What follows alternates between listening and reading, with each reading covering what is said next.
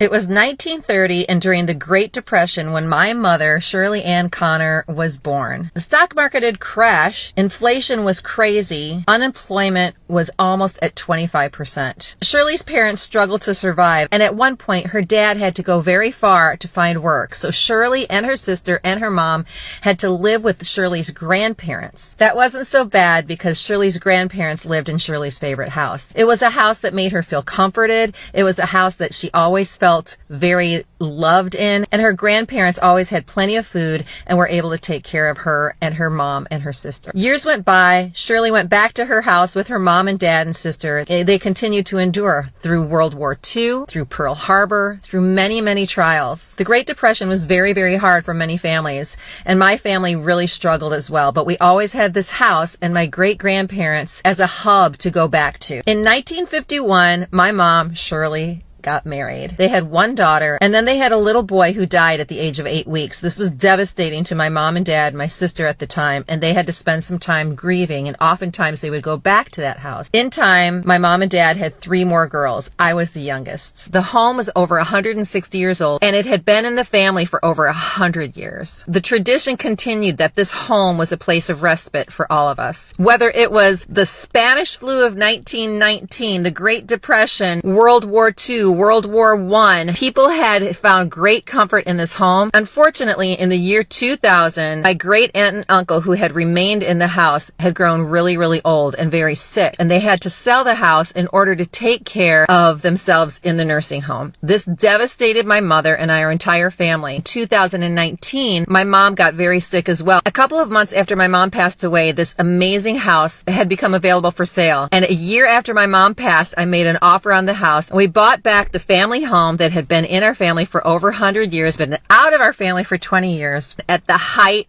of COVID.